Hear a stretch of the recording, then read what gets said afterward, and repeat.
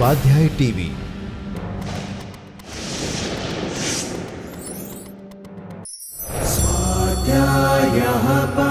Doctor Baba Saheb Ambedkar open university.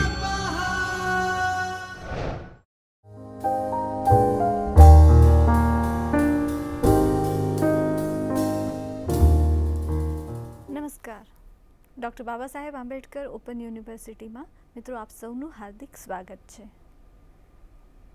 આપણે મધ્યકાલીન ગુજરાતી સાહિત્યની વાત કરી રહ્યા છીએ, તો એમાં એક બીજું આયામ જોઈએ તો એ છે મધ્યકાલીન ગુજરાતી સાહિત્યની જ્ઞાનમાર્ગી કવિતા. અને આજે આપણે જોઈ રહ્યા છે ગુજરાતી સાહિત્યની જ્ઞાનમાર્ગી કવિતાનો આરંભકાળ.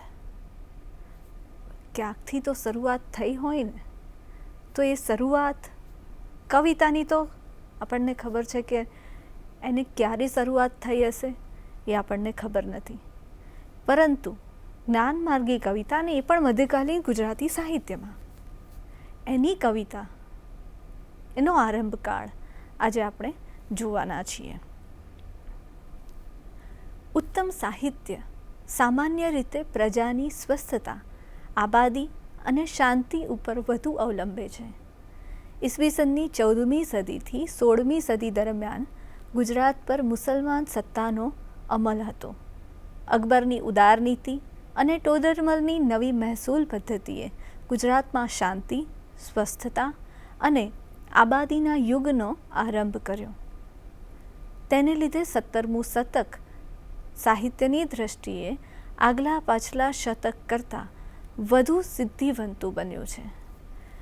સમર્થ વેદાંતી કવિ અખો આ શાંતિ અને સુખના યુગનું સંતાન છે. તેના પુરોગામી જ્ઞાનમાર્ગી કવિઓની સંખ્યા પણ સાવ નાની નથી. એમાંના કોઈની અસર અખા ઉપર પડેલી અમુક અંશે દેખાય છે. મિત્રો, આપ સૌ જાણો છો કે મધ્યકાલીન ગુજરાતી સાહિત્યમાં જ્યારે જ્ઞાનમાર્ગી કવિતાની વાત આવે તો સૌથી પહેલું એક મગજમાં, આપણા મન પર એક છાપ ઉપસી આવે, તે અખાની છે. પણ અખા ઉપર ક્યાંક એના પુરોગામીઓની કોઈક તો અસર દેખાઈ હોય ને, તો એ જે અસર છે આજે આપણે થોડેક અંશે ચકાસીશું, જોઈશું કે એ અસર કોની પડી છે. અખા પહેલાં જે જ્ઞાનમાર્ગી કવિતાની ધારા છે એનો પ્રવાહ ક્યાંથી વહેતો વહેતો અખા સુધી પહોંચ્યો છે. આપણે જોઈએ તો વિષય વસ્તુની દૃષ્ટિએ મધ્યકાલીન પદ્ય સાહિત્યમાં મુખ્યત્વે આધ્યાત્મ વિદ્યાના અનુભવ જ્ઞાનનો એક અટૂટ સ્ત્રોત પ્રાપ્ત થાય છે. તેમાં તત્વજ્ઞાનનું બૌદ્ધિક નિરૂપણ થયેલું હોય છે. આ પદ્યધારાને સાહિત્યના ઇતિહાસકારોએ જ્ઞાનમાર્ગી કે જ્ઞાનાશ્રયી કાવ્યધારા તરીકે મોટે ભાગે ઓળખાવી છે. હવે આપણે જોઈએ તો જ્ઞાન શબ્દ છે આમાં, જ્ઞાનમાર્ગી કવિતામાં મુખ્ય શબ્દ તો આપણે જોઈએ તો એ જ્ઞાન જ છે. તો સાચું જ્ઞાન એટલે કે બ્રહ્મ જ્ઞાન, માનવને અભેદ દૃષ્ટિ આપે એવું જ્ઞાન. એમાં ગુરુ શિષ્યના, સ્વામી સેવકના, ધ્યેય ધ્યાતાના, બંધન મુક્તિના એવા કોઈ ભેદ રહેતા નથી. ચાલો સૌથી પહેલાં તો જ્ઞાનમાર્ગી સંજ્ઞાનો અર્થ જોઈએ. તો સુરેશ જોશીએ જ્ઞાનમાર્ગી સંજ્ઞાને ઔપચારિક કહી છે, અને એ આપણને યથાર્થ પણ લાગે છે. કેમ કે મધ્યકાળમાં આ કવિઓની કૃતિઓમાં જ્ઞાન સંજ્ઞા શુષ્ક વેદાંત જ્ઞાન નહીં, પરંતુ અનુભવ સિદ્ધ આત્મજ્ઞાનનું નિરૂપણ કરે છે. આત્મજ્ઞાન એટલે અપરોક્ષાનુભૂતિ. અપરોક્ષાનુભૂતિમાં શાસ્ત્ર જ્ઞાનની અનિવાર્યતા નથી. જ્ઞાન અને ભક્તિ અન્યોન્ય પૂરક બની સાધકને સાધ્ય સુલભ કરી આપે છે, એવી આ ધારાના કવિઓની માન્યતા છે. તેથી જ તેમની રચનાઓમાં નિર્ગુણ સગુણ સાધના ધારાનો નવો જ તાજગીભર્યો અર્થસંદર્ભ રચાય છે. બીજા એક વિવેચક વિશે વાત કરીએ જેમણે મધ્યકાલીનમાં ઘણું બધું પોતાનું યોગદાન આપ્યું છે, એ પણ એવું કહે છે બળવંત જાની કે તમે એતદ વિષયક સ્વાનુભૂતિને જ આધારભૂત ગણીને તેવું એનું મહત્ત્વ પોતાની વાણીમાં અવતારમાં જોવા મળે છે. આમ એક અર્થમાં મધ્યકાલીન ગુજરાતી જ્ઞાનમાર્ગી કવિતા એટલે કે ગુજરાતી જ્ઞાની સંતોએ ગાયેલું ભારતીય તત્વદર્શનનું અનુભવ સિદ્ધ અર્થઘટન. અનુભવમૂલક આત્મજ્ઞાનની અભિવ્યક્તિ સરળ રસળતી બાનીમાં તત્વજ્ઞાન અને યોગ રહસ્યોને અભિવ્યક્તિ અર્પતા આ ધારાના કવિઓએ પ્રજાને સમાન રૂપે જોઈ. કારણ કે જીવ અને શિવ અભિન્ન છે એમ તેઓ માનતા હતા. માનવ માત્રને પરિબ્રહ્મના અંશ રૂપે, પરબ્રહ્મ જેને આપણે કહીએ છીએ, એના અંશ રૂપે નિહાળતા અને એની સેવા કરતા તથા એના પરત્વે પૂરો આદર પ્રગટ કરતાં કરતાં માનવનો મહિમા ગાતા આ કવિઓ પ્રજામાં પણ આ કારણે જ વિશેષ સ્વીકારાયા છે. તમે મિત્રો જોયું હશે, નરસિંહ છે, મીરા છે, અખો છે, મધ્યકાલીન ગુજરાતી સાહિત્યના આ સ્તંભરૂપ વ્યક્તિઓ છે. આવા તો ઘણા બધા કવિઓ છે મધ્યકાળમાં જેની કવિતાઓ લોકબોલીમાં હળીમળી ગઈ છે. આપણે નરસિંહને પ્રભાતિયાની તરીકે જાણીતા જે પ્રભાતિયા છે એને ગાઈએ જ છીએ, એના માટે કોઈ લિખિત સાહિત્યની જરૂર નથી પડી. પરંતુ એ જે સાહિત્ય છે એ લોકકંઠે, લોકમનમાં ઘર કરી ગયું છે. અને આવું જે સાહિત્ય છે એ જ્યારે લોકો દ્વારા સ્વીકારાયું હોય તો જ આપણા સુધી પહોંચ્યું હોય, આટલી સદીઓની યાત્રા કરીને. આ જ રીતે આ જ્ઞાનમાર્ગી એક કવિતા છે ને, એ પણ તમે ઘણીવાર જોયું હશે કે અખાના જે છપ્પા છે એ કહેવતોની જેમ આપણે વાપરતા હોઈએ છીએ. આંધળો સસરો અને સરગઠવો, એવા ઘણા બધા ઉદાહરણો છે. આપણા સુધી આટલી બધી સદીની યાત્રા કરીને પહોંચ્યા કેવી રીતે? તો જ્યારે પ્રજાએ તેને સ્વીકાર્યા છે ત્યારે. પ્રજાની જે સ્વીકૃતિ છે એના મૂળ તરીકે જે વિકસ્યા છે, કારણ કે આ જે પણ કંઈ લખાયું છે, જે ગવાયું છે, એ બધામાં પ્રજાનો સમાજ, પ્રજાની સાથે સંકળાયેલો સમાજ, એની મનોભાવના, મનોદશા, વાતાવરણ, સામાજિક રચના, એ બધા સંદર્ભો, રાજકીય સંદર્ભો, એ બધા સંદર્ભોને જ્યારે ભેગા કર્યા છે અને એમાંથી કંઈક નવી કવિતા રૂપે જ્ઞાન વરસ્યું છે, તો પ્રજા તો તેને સ્વીકારવાની જ. હવે આપણે જોઈએ તો આત્મજ્ઞાનની પ્રાપ્તિ માટે અભિપ્સા, આત્મનિરીક્ષણ, પરિત્યાગ અને સમર્પણની પ્રક્રિયા આ ધારાના કવિઓએ સવિશેષ રજૂ કરી છે. સાધનાની આ પ્રક્રિયા એવા પ્રકારની છે જેમાં આત્માનુભૂતિનો અવાજ અનાયાસ જ ઉઠે છે. તેથી આ પરંપરાની રચનાઓમાં સંવેદનની એક પ્રકારની સચ્ચાઈનો સૂર સંભળાય છે. આ પરંપરાના કવિઓ સાચા અનુભવીઓ છે, જે અનુભવે છે આસપાસથી, એ જ એમની કવિતામાં ઝલકે છે. પુસ્તક નહીં પણ પંડનો અનુભવ આ પરંપરાના કવિઓની મોટી મૂડી છે. તેથી તેમની સાધના શાસ્ત્ર સંમત નહીં પણ અનુભવ સંમત છે. એવી જ રીતે એમને અનુભવ સંમત સાધના તરીકે જ ઓળખવી પણ જોઈએ. અપરોક્ષાનુભૂતિની અભિપ્સા આ સાધનનો પાયો છે. અભિપ્સા એટલે સ્વરૂપ સાથે અનુસંધાન પામવાની ઈચ્છા. આ ઈચ્છામાં દુન્વયી સુખોની પ્રાપ્તિનો અર્થ હોતો નથી. સાધકની ઈચ્છા પ્રભુને પ્રાપ્ત કરવાની જ હોય છે. આ ધારામાં સ્વભાવગત દોષોમાંથી ઉગરવા માટે આત્મનિરીક્ષણ અપૂર્વ સાધન બનાવ્યું છે. આમૂલ રૂપાંતરની પ્રક્રિયા અહીં મહત્ત્વની ગણાય છે. આ માર્ગમાં સાધકે પ્રેય શ્રેયના દ્વંદ્વમાંથી મુક્ત થઈ જવાનું છે અને પોતાનું સર્વસ્વ ઈશ્વરને સમર્પિત કરવાનું છે. સમર્પિત સાધક જીવન સ્વયં ઇષ્ટત્વને પ્રાપ્ત કરે છે. એ જ રીતે અપરોક્ષાનુભૂતિની અવસ્થા, હા, જીવન મુક્તની સ્થિતિ, જીવન પ્રત્યેની મુક્તિ, જે આપણે મનથી માનવી જરૂરી હોય છે.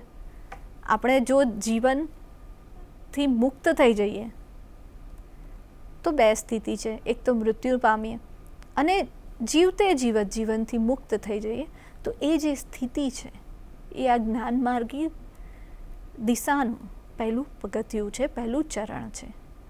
આ સ્થિતિએ પહોંચેલા કેટલાક કવિ સાધકોએ પોતાની થયેલી અપરોક્ષાનુભૂતિના આનંદોદ્ગાર સંભળાવ્યા છે. તે છે આપણી જ્ઞાનમાર્ગી કવિતા. અને જ્ઞાનમાર્ગી વિશે જો હું કંઈક કહું તો એ એમ કહી શકાય કે અહીં ક્યાંય વિષય સામગ્રી, અભિવ્યક્તિ કે શિષ્ય પરંપરાને કેન્દ્રમાં રાખીને પણ સ્વાધ્યાય પ્રસ્તુત કરેલ છે. તત્વદર્શન વિષયક અનુભવમૂલક આત્મજ્ઞાન, સ્વાનુભવ થયેલ અનુભૂતિની અભિવ્યક્તિ, અપરોક્ષાનુભૂતિનું ગાન અર્થાત રહસ્યવાદી અનુભવોનું કથન કે સામાન્ય ઉપદેશાત્મક બોધાત્મક રૂપનું તત્વજ્ઞાની ઉપદેશ કથન આ જ્ઞાનમાર્ગી કાવ્યધારાનો કવન વિષય છે. ક્યાંક તે રૂપાત્મક રૂપે અને ક્યાંક અવળવાણીમાં પણ જ્ઞાનની મીમાંસા થઈ છે.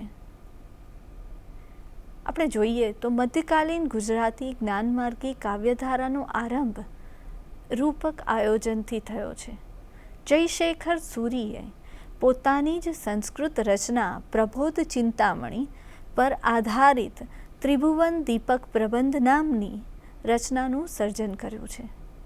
432 કડીની આ રચનામાં પરમહંસ નામના રાજા કે જેઓ આખા વિશ્વના અધિપતિ છે, એને અહર્ત તરીકે કે પરબ્રહ્મ તરીકે પણ ઓળખાવાયા છે. એ રાજાને કેન્દ્રમાં રાખીને માયાના સમાગમથી કેવા દુષ્પરિણામો આવે છે એની વાત અહીં ઉલ્લેખનીય છે. કૃતિમાં દુરિત તત્વના કુફળની કથા રૂપકાશ્રય કલાત્મક રીતે કવિ કહી શક્યા છે. અખો આ ધારાનો પ્રમુખ કવિ છે, હમણાં જ આપણે વાત કરી એની. પરંતુ નરસિંહ અનુભવ સંમત આ સાધના ધારાનો પ્રથમ પ્રવક્તા છે, જેને આપણે વાત જોઈ પ્રબોધ ચિંતામણીની જે વાત છે. પણ જે જ્ઞાનમાર્ગી કવિતા અને પૂરી મધ્યકાળના સારરૂપ જેને કહી શકાય એવી જે કવિતાઓ છે એના પ્રથમ પ્રવક્તા આપણે નરસિંહને માનીએ છીએ. તેણે જ્ઞાન ભક્તિના બોધક પદોની રચના કરી છે. આ પદોમાં ઈશ્વરાભિમુખ કેળવવા માટેના ઉદ્ગારો છે. સ્વભાવગત દોષોમાંથી મુક્ત થવા માટેની મથામણ છે. વળી સર્વસ્વ હરિને સમર્પણ કરવાની ભાવના છે. પરંતુ સાધકની સ્થૂલ પ્રકૃતિ અને સંસ્કારો તેની ઈશ્વરાભિમુખતાને અવરોધે છે. સાધક એનું લક્ષ્ય ચૂકી જાય છે. તે વખતે નરસિંહ આત્મનિરીક્ષણનું મહત્વ કરે છે. આત્મનિરીક્ષણ સાધકને સ્વદોષની ઓળખ કરાવે છે. બુદ્ધિના અહંકારને નરસિંહ મિથ્યા કહે છે ને તે સમજાવવામાં ગાડાની નીચે ચાલતા કૂતરાનું ઉદાહરણ આપે છે. આપણને ખબર છે ને, ગાડાની નીચે કૂતરું ચાલતું હોય ને કૂતરું એમ સમજે કે ગાડું હું ખેંચું છું. એ જે પરિસ્થિતિ છે એની વાત અહીં કરી છે. એ કહે છે કે આપણો ચિંતવ્યો અર્થ કંઈ નવસરે, પણ મૂર્ખ માણસ વ્યર્થ વિચાર્યા કરે. નરસિંહ આમાંથી મુક્ત થઈ ઈશ્વરા સમર્પિત થવાનું કહે છે. આ જ્ઞાની અનુભવી જે સંત છે એને અદ્વૈત લીલા અનુપમ લાગી છે. એવી અદ્વૈત સાધનાનું ગાન કરતા તેઓ કહે છે, જ્યાં લગી આત્મા તત્વ ચિહ્ન્યો નહીં, ત્યાં લગી સાધના સર્વ જૂઠી. મનુષ્ય દેહ તારો એમ એળે ગયો, માવઠાની જેમ વૃષ્ટિ વૂઠી. સમગ્ર સૃષ્ટિમાં એક જ બ્રહ્મ છે ને તે જૂજવા રૂપે વિલસતું છે એમ નરસિંહને દેખાયું છે. એટલે તો નરસિંહે કહ્યું છે, અખિલ બ્રહ્માંડમાં એક તું શ્રીહરિ જૂજવે રૂપે અનંત પહાશે. શ્રુતિ વાક્યના સત્યનો આ અનુભવી સંતને સાક્ષાત્કાર થયો હોય એમ અહીં આપણને દેખાય છે ને. એ પણ એની ખુમારી તો જુઓ કે શું કહે છે, નિરખી ગગનમાં કોણ ઘૂમી રહ્યો, તેજ હું શબ્દ બોલે. નરસિંહ શ્રી રામ નામનો વેવાર્યો છે, શ્રી કૃષ્ણનો. આ રામ નામ કે પછી કૃષ્ણ નામની સંજ્ઞા તેના પદોમાં પરમ તત્વની પર્યાયવાચી સંજ્ઞા બની રહી છે. એ પરમ તત્વમાં તન્મય છે. તેનું આત્મતત્વ પરમ તત્વના સંગથી વિકાસ પામ્યો છે. તેની પણ તેને સમજ પડે છે અને એનો આલેખ જુઓ કેવો આપે છે. અચેતન ચેતન થયો. અને બીજું છે તો કીડી હું તો તે કુંજર થઈ ઉઠ્યો, પૂર્ણ બ્રહ્મ શું ધ્યાન ચોંટ્યું. નરસિંહના આ જે પદો છે એ આપણને જ્ઞાનનો એક વરસાદ વરસાવે છે. આપણને પળે પળે એ બ્રહ્મ જ્ઞાનનું આલેખન કરે છે. એ બ્રહ્મ જ્ઞાન સાથે એની સાથે મેળાપનું એક ચોકટું ગોઠવી આપે છે. નરસિંહના જ સમકાલીન એવા ભીમ 15મી સદીના ઉત્તરાર્ધમાં થઈ ગયા અને બીજા છે માંડણ બંધારો. એ 1518 સુધીમાં એમનો સમયગાળો મળે છે. જ્ઞાનમાર્ગી કવિતા ધારાની પરંપરામાં ઉલ્લેખપાત્ર કવિઓ છે આ બંને. ભીમની રૂપક શૈલીમાં રચાયેલી બોધાત્મક કૃતિ પ્રબોધ પ્રકાશનું વિષય વસ્તુ જ્ઞાનાશ્રયી છે. તેમાં ઐશ્વર્યાદિ સદ્ગુણનો મહિમા ગવાયો છે. અહીં વિવેક નામના રાજાએ કરેલ મોહરાજા સામેના યુદ્ધની કથા વણાયેલી છે. નિર્વિશેષ ચૈતન્ય અવિકાર ઉલ્લ શિવું તે કૃષ્ણકાર. નર્વત રૂપ ધર્યું શ્રીરંગ અંતરિયામી એ આલિંગ. આ એક પંક્તિ છે જે ઘણો બધો જ્ઞાનમાર્ગી કવિતાનો ખ્યાલ આપે છે. અહીં ત્રિભુવન દીપક પ્રબંધની માફક જ્ઞાનની અભિવ્યક્તિને આગવી રીતે પ્રસ્તુત કરવાની ભીમની કુશળતા આ કાવ્યમાં સિદ્ધ થાય છે. હમણાં જ આપણે જે કવિની વાત કરી માંડણ બંધારો, માંડણ બંધારાની ષષ્ઠપદી ચોપાઈના બંધમાં રચાયેલી તેની પ્રબોધ 32 ઉપદેશ પ્રધાન છે. નરસિંહની જેમ રામ નામનો જાપ જીવનનું સત્ય છે એમ તે માને છે. અપરોક્ષાનુભૂતિ માટે બાહ્યાચાર મિથ્યા છે ને સાધ્યની પ્રાપ્તિ માટે શરણાગતિ ઉત્તમ સાધન છે એવો તેની કવિતાનો સૂર છે. પરમ તત્વ શબ્દાતીત છે, તેને હૃદયમાં જ અનુભવી શકાય એવી તેની માન્યતા છે. 20 કડીની એવી 32 વિષયોની આ કૃતિઓમાં હૃદય વિષી, માયા વિષી, સંતોષ વિષી, સજ્જન વિષી, ભક્તિ વિષી જેવા શીર્ષકો અપાયા છે. બહુ તીરથ કહીના કહી તણા, ઘણા ઘરના યમ પરુહણા. આમ કહીને માંડણ સેવા પૂજા કે તીર્થાટનનો વિરોધ કરે છે અને જન સમુદાયને નીતિમાન બનવા તરફ પ્રેરણા આપે છે. અખાના સમર્થ પુરોગામી તરીકેનો યશ માંડણને આપી જ શકાય એવી વિષય સામગ્રી અને અભિવ્યક્તિ ભાવ અને ભાષાના સંદર્ભમાં ગુજરાતી જ્ઞાનમાર્ગી કાવ્યધારાને વધુને વધુ પુષ્ટ બનાવે છે. હવે આવે છે મેરે તો ગિરધર ગોપાલની ધૂન કરનારી મીરા. આપણે સૌ જાણીએ છીએ મીરાને અને એ પણ જાણીએ છીએ કે આ ધારાની એ મહત્ત્વની ભક્ત કવિયત્રી છે. ગિરધર પ્રીતમ પરત્વેનો રાગ અને સંસાર પરત્વેનો ત્યાગ વિરાગ એણે ઉત્કટતાથી અનુભવ્યો છે. એનો સંસાર દુન્વયી સંસાર નથી. દુન્વયી સંસારને મીરાને ગિરધરનો સંદર્ભ આપી દીધો છે. મીરાનો ધ્યાન યોગ સંત સાધનાનો ધ્યાન યોગ છે. હૃદયમાં અભિપ્સા પ્રગટાવી ઈશ્વર બ્રહ્મ સાથેનું અનુસંધાન કરવાનો એ ધ્યાન યોગ છે. હરિચરણમાં ચિત્ત રાખી સત્સંગનો રસ ચાખવા જેવો છે એવું તે દૃઢપણે માને પણ છે. મીરાના સઘળા સંવેદનો ગિરધરલાલના સંદર્ભમાં વ્યક્ત થયા છે, પરંતુ આ ગિરધરલાલ અવિનાશી વિશ્વંભર રૂપે પરમ તત્વનું જ એક રૂપ છે. મીરા પ્રાણાંતે પણ એ ગિરધરને છોડવા તૈયાર નથી. એ કહે છે, નહીં રે વિસારું હરિ અંતરમાંથી નહીં રે વિસારું. બીજી પંક્તિમાં કહે છે, જીવડો જાય તો જાવા દઉં, હરિની ભક્તિ ન છોડું રામ. હું ઘાયલ હરિના નામની.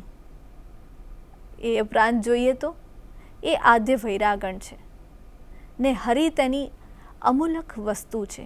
આવી હરિની લેહ લગાડનારી મીરાનું જીવન અને સમગ્ર સર્જન એક અનુભવી સાધકની કોટીનું પ્રતીત થાય છે. એ રીતે આ સાધનધારામાં એનું સ્થાન ખૂબ જ મહત્ત્વનું છે. મીરા પછી ઉલ્લેખપાત્ર કવિ છે ધનરાજ. 15મી સદીમાં તેણે ભક્તિ મિશ્રિત જ્ઞાનનો પુરસ્કાર કર્યો છે. નામ સકીર્તનનો તે સાધન તરીકે સ્વીકાર કરે છે. પરમ તત્વ સાથે અનુસંધાન રચવા માટે બાહ્યાચારોને તે મિથ્યા ગણે છે. સચરાચરમાં વ્યાપ એક અદ્વિતીય બ્રહ્મનો અનુભવ આત્મચિંતન દ્વારા જ થઈ શકે એવી એની સમજ છે. જ્ઞાનમાર્ગી ધારાના અખાના પુરોગામી એવા જ્ઞાનમાર્ગી કવિઓમાં છેલ્લો પરંતુ ખૂબ જ મહત્ત્વનો કવિ છે નરહરિ. એણે વેદાંત વિષયક અનેક રચનાઓ કરી છે.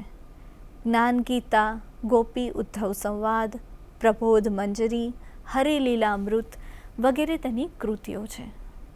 કૃતિઓના વિષય પરથી જ એમ સ્પષ્ટ થાય છે કે એની અક્ષર સાધનાનું કેન્દ્ર વેદાંત છે, પરંતુ અનુભવ જ્ઞાનનો પણ એમાં સ્વીકાર થયેલો છે. અપરોક્ષાનુભૂતિનું મહત્ત્વ એણે સ્વીકાર્યું છે. વળી મનને સહજ શૂન્યમાં સ્થિર કરવાની નિરંજન નિરાકારનું દર્શન થશે એમ માને છે. નિર્ગુણ નિરાકાર નિરંજન વિશ્વવ્યાપક મહારાજને કૃષ્ણ અને રામ તરીકે ઓળખાવી તે રામ ભક્તિનો મહિમા ગાય છે ને એમ સગુણ નિર્ગુણની એકતા દર્શાવે છે. જાપો જપો જીભ વિના અની શ્રવણ વિના સુણો, ધન્ય નેત્ર વિના નિરખો, નિરંજન રાખી મન સહજ શૂન્ય. સાધનાના માર્ગને મરજીવ્યાનો માર્ગ કહે છે. આ આપણે જોઈએ કે આરંભકાળના જ્ઞાનમાર્ગી કવિતાના આરંભકાળના આ કવિઓનો ફાળો, આજે આપણે જોઈએ તો આપણને એમ લાગે કે આ કવિઓનો ફાળો કેટલો. આપણે તો ખાલી ઝલક મેળવી છે મિત્રો. હજુ આમાં ગહન અધ્યયન તો કર્યું જ નથી. આનું ગહન અધ્યયન કરો, પરિચિત થાઓ. એક વિવેચક, એક સંશોધક તરીકેની દ્રષ્ટિ રાખીને જ્યારે જોશો ને ત્યારે તમને સમજાશે કે આ જ્ઞાનનો પણ એક અખૂટ ભંડાર ભર્યો પડ્યો છે. આ તો આજે જે આપણે વાત કરી, આજે જે ચર્ચા કરી, એ તો એક પાસેરામાં પહેલી પૂણી છે, એક પરિચય છે. આપણે જોઈએ તો 17મા શતકનો આરંભ મધ્યકાલીન ગુજરાતી સાહિત્યમાં નોંધપાત્ર છે, કેમ કે આ સમય દરમિયાન પ્રજાએ સામાજિક અને રાજકીય એમ બંને રીતે સ્વસ્થતા અને શાંતિનો અનુભવ કર્યો હતો.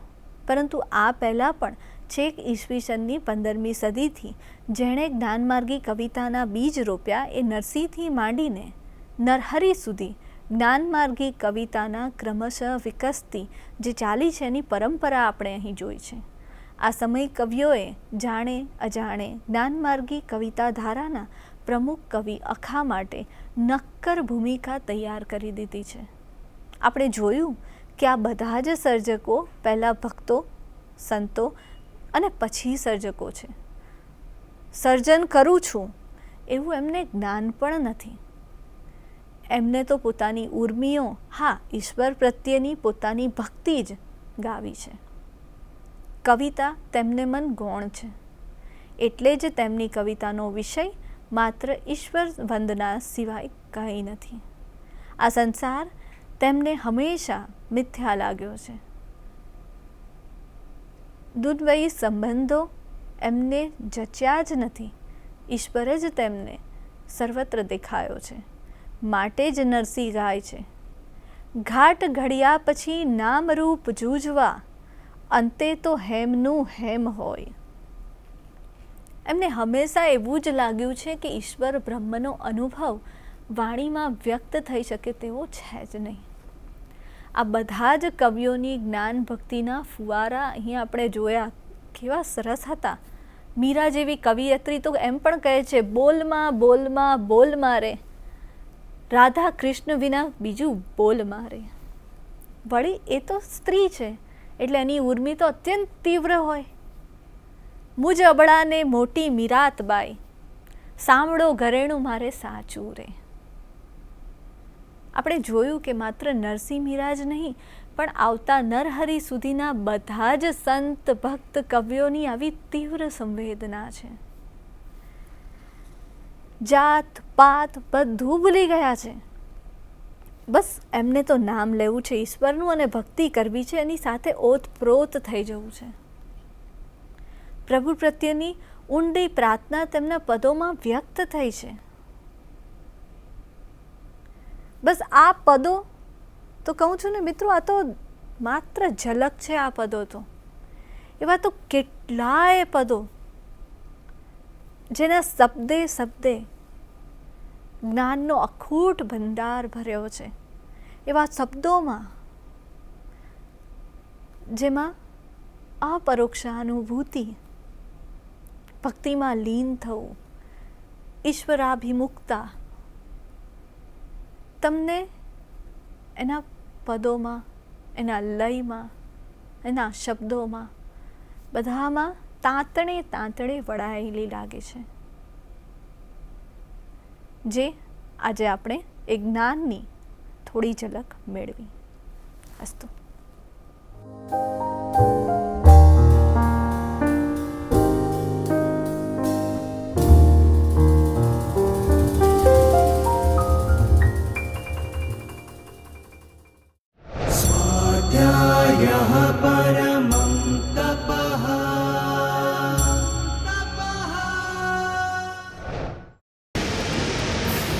સ્વાધ્યાય ટીવી